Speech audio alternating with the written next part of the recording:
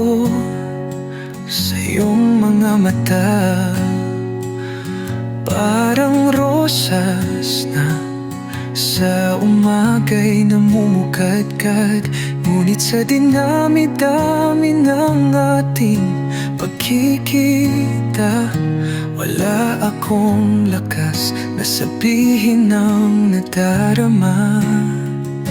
Bawat ngiti mo'y parang hangin sa taglamig na dumadampi sa pusong sabik na sabik. Ngunit